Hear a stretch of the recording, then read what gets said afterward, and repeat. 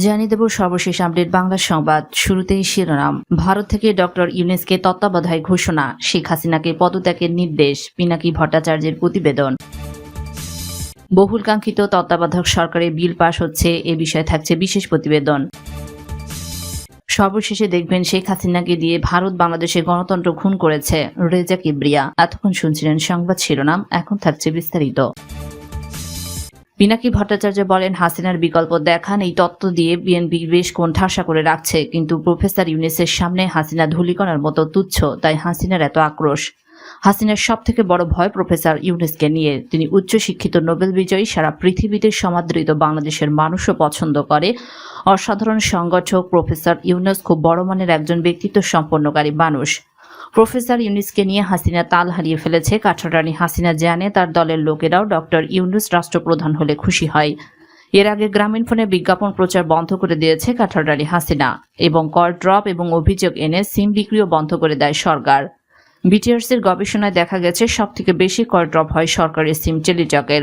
বাংলালিংকের কর ড্রপ গ্রামীণফোনের থেকে বেশি। তাহলে টেলিটক ও বাংলালিংক এর সিম বিক্রি বন্ধ না করে গ্রামীণফোনের সিম বিক্রি বন্ধ করে দিল সরকার।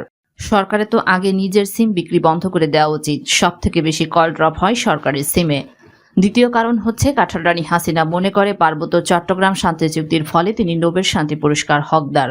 ভারত হাসিনাকে প্রভাবিত করে যেন তিনি প্রফেসর ইউনূসকে তত্ত্বাবধায়ক সরকারের প্রধান বলে মেনে নিতে অস্বীকার করেন। সেই সময় ভারত আর আমেরিকা বাংলাদেশের প্রশ্ন সব বিষয়ে একমত ছিল, শুধু একটা বিষয় ছাড়া, সেটা হচ্ছে জামায়াত। ভারত কোনোভাবেই জামায়াতকে পলিটিক্যাল স্পেস দিতে চায় না। এটা বাংলাদেশের রাজনৈতিক একটা ক্রুশিয়াল এবং ক্রিটিক্যাল জায়গা। আমেরিকা কোনোভাবে জামায়াতকে সন্ত্রাসবাদী দল মনে করে না। শুধু তাই না, মুহুল কুমার আরও বলেন, আমেরিকা অ্যান্টি ইন্ডিয়া বিএনপি ও জামায়াতের প্রতিপক্ষ পাচ্ছে। হাসিনাকে ভারতে ইনফরমেশন দেয় যে প্রফেসর ইউনূসের সাথে বিএনপির ক্লোজ লিঙ্ক আছে। এর প্রমাণ হিসেবে হাজির করে তত্ত্বাবধায়ক সরকারের প্রধান হিসেবে বিএনপির তরফ থেকে প্রফেসর ইউনূস নাম প্রস্তাব করা। প্রফেসর ইউনূস একবার বলেছিল, গ্রামীণ ব্যাংকের 85 লাখ ঋণ গ্রহীতা আছে, যাদের পরিবারকে হিসাব করলে 4 কোটি মানুষ গ্রামীণ ব্যাংকের সাথে যুক্ত, জনসংখ্যার 1/4 অংশ। তার মানে ভোটের হিসেবে প্রফেসর ইউনূস আওয়ামী লীগকে শেষ করে দিতে পারে। হাসিনা এই বক্তব্যটা সিরিয়াস নেয়, তাই প্রফেসর ইউনূসকে গ্রামীণ ব্যাংক ছাড়া করার জন্য মরিয়া হয়ে ওঠে, যেন কোনোভাবে গ্রামীণ ব্যাংকের ঋণ গ্রহীতা এবং তাদের পরিবারকে দিয়ে প্রফেসর ইউনূস ভোটে আওয়ামী লীগের বিরুদ্ধে কোনো ব্যবস্থা নিতে না পারে। পিনাকি ভট্টাচার্য বলেন, 1987 সালে গোলাম আজম তত্ত্বাবধায়ক সরকার এই ধারণাটা বায়তুল মোকাররমের উত্তর গেটে জামাত ইসলামের একটি মিটিংয়ে তিনি এটি ব্যাখ্যা করেন। জামাত ইসলাম তত্ত্বাবধায়ক সরকার বলতো না, তারা বলতো কেয়ারটেকার সরকার। কিন্তু বাস্তবে দেখা গেল এই ব্যবস্থা কাজ করে। প্রশাসন ভোট ডাকাতি করে না, বরং ক্ষমতাসীনরা যেভাবে প্রশাসনকে সাজায় সেটা ভোট ডাকাতির সহায়তা হিসেবে কাজ করে। এই সাজানোটা যদি পাল্টিয়ে দেওয়া যায় তাহলে এই সিস্টেম আর কাজ করে না। মানে এটা নির্বাচনী এলাকায় থানার ওসি, টিওনো, ডিসি এবং রাজনৈতিক নেতাদের যে বোঝাপড়াটা থাকে সেটা ভেঙে দিলেই এই সিস্টেম আর কাজ করে না। পিনাকি ভট্টাচার্য বলেন, বিএনপির আমলে 1994 সালে 20 মার্চ মাগুরাতে একটা নির্বাচন হয়েছিল। সেই নির্বাচনে ব্যাপক ভোট কারচুপি হয় এবং ক্ষমতাসীন দল বিএনপি জয়লাভ করে। এর প্রেক্ষিতে বিরোধী দলগুলো তত্ত্বাবধায়ক সরকার প্রতিষ্ঠার দাবি তোলে। ওই 1994 সালের ডিসেম্বরে শেখ হাসিনার নেতৃত্বে আওয়ামী লীগের 80 জনেরও বেশি সংসদ সদস্যের মধ্যে জাতীয় পার্টি, জামায়াতের সংসদ সদস্যরা এবং এনডিপির সংসদ সদস্য সালাউদ্দিন কাদের চৌধুরী পদত্যাগ করেন। শুরু হয় তত্ত্বাবধায়ক সরকারের দাবিতে একটা যৌথ আন্দোলন। পিনাকি আরও বলেন, 1994 সালে 4 এপ্রিল শেখ হাসিনা দাবি করে যে তত্ত্বাবধায়ক সরকারের অধীনে নির্বাচনের মাধ্যমে সেই সময়ের সমস্ত সংকটের সমাধান সম্ভব। আজকে বাংলাদেশে সেই একই পরিস্থিতি। তত্ত্বাবধায়ক সরকারের অধীনে একটা নির্বাচন হলে সমস্ত সংকটের সমাধান সম্ভব।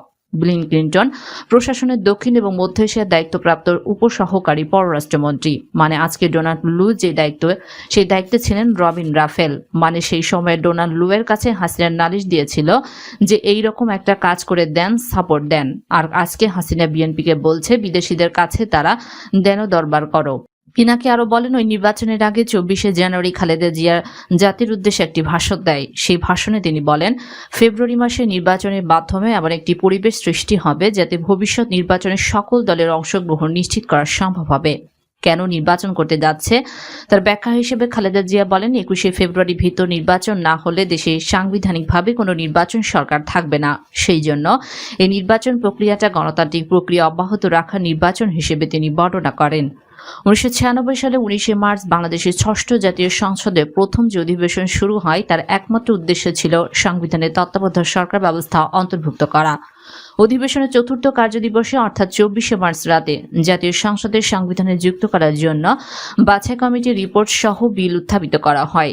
26 মার্চ ভোর রাতে বহুল আলোচিত নির্দলীয় তত্ত্বাবধায়ক সরকারের বিল সংসদে পাশ হয়। এমনকি খালেদা জিয়ার গাড়ি বহরে বোমা নিক্ষেপ করা হয়েছিল। চট্টগ্রামে বিপুল সহিংসতা হয়। বিভিন্ন ব্যবসা প্রতিষ্ঠান, ব্যাংক, দোকানপাট ভাঙচুর এবং অগ্নিসংযোগ করা হয়। সেনাবাহিনীর একটি জিপ গাড়িতে আগুন দেয় আওয়ামী লীগের সন্ত্রাসীরা। সেই সাথে বিএনপি নেতা আমির খসরুর অফিসে আগুন দেওয়া হয়। তত্ত্বাবধায়ক সরকার কিভাবে তৈরি হবে তার একটি আইন আছে। সংসদ ভেঙে দেওয়ার 15 দিনের মধ্যে তত্ত্বাবধায়ক সরকার গঠন করতে হবে, বা সংসদের মেয়াদ অবসানে 15 দিনের ভেতরে তত্ত্বাবধায়ক সরকার তৈরি করতে হবে। তার মানে আগের খালেদা জিয়ার সরকারের মেয়াদ অবসানের 15 দিনের ভেতরে তত্ত্বাবধায়ক সরকার গঠিত হতে হবে সংবিধান অনুসারে। তত্ত্বাবধায়ক সরকার গঠিত হওয়ার 90 দিনের মধ্যে নির্বাচন দিবে, এটাই আইন। কিন্তু নির্বাচন হয়েছিল 2 বছর পরে। সাংবিধানিক আইন অনুসারে এটি অবৈধ। সর্বশেষে পিনাকি ভট্টাচার্য বলেন, যদি সত্যি লড়াই ঠিক মতো মন দিয়ে করতে পারি তাহলে আমরা জিতব, আর যদি হেরেও যাই তাহলে আফসোস থাকবে না। কেউ আমাদের হিম্মত নিয়ে প্রশ্ন করতে পারে কিন্তু নিয়ত নিয়ে প্রশ্ন করতে পারবে না। দুনিয়াতে হিম্মত সমান থাকে না, কিন্তু নিয়ত সবাই করতে পারে। আজকে যদি আপনি তরুণ যুবক হন তাহলে নিয়ত করেন কাঠরানি শেখ হাসিনাকে জয় বাংলা করে দেওয়ার। আগামী বাংলাদেশ তাহলেই আপনাকে বনে রাখবে, তা না হলে আপনি হারিয়ে যাবেন ইতিহাসের অন্ধকারে। আপনি পছন্দ করেন কোনটা, আপনি হতে চান।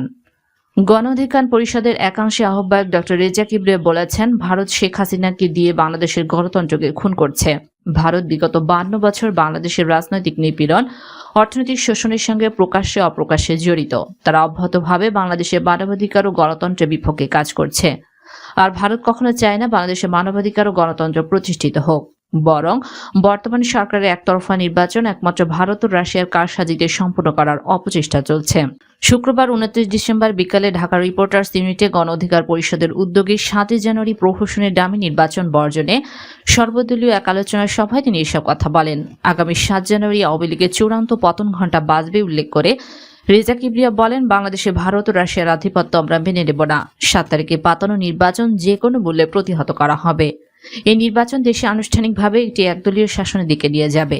একদলীয় বাকশাল কায়েম আমার জীবন থাকা অবস্থায় মেনে নেওয়ার প্রশ্নই আসে না। 7 জানুয়ারি এদেশে কোনো নির্বাচন জনগণ হতে দেবে না। আওয়ামী লীগের পতন আওয়ামী লীগ নিজে ডেকে এনেছে। আর ডামি আওয়ামী লীগ প্রার্থী, স্বতন্ত্র আওয়ামী লীগ প্রার্থী, বিদ্রোহী আওয়ামী লীগ, নৌকায় আওয়ামী লীগ সব মিলিয়া জায়গাকার। এই নির্বাচন জনগণ প্রতিহত করবে। 7 তারিখের পাতানো নির্বাচনের মাধ্যমে শেখ হাসিনা দেশকে একটি গৃহযুদ্ধের দিকে নিয়ে গেছে। আমরা এই দেশকে আওয়ামী লীগ ও ভারতীয় হানাদারদের হাত থেকে রক্ষা করতে দ্বিতীয় মুক্তিযুদ্ধে আছি ইনশাআল্লাহ। এই মুক্তিযুদ্ধে আওয়ামী লীগের পতনের মাধ্যমে বাংলাদেশের আকাশে আবার গণতন্ত্রের সূর্য শিগগিরই উদিত হবে।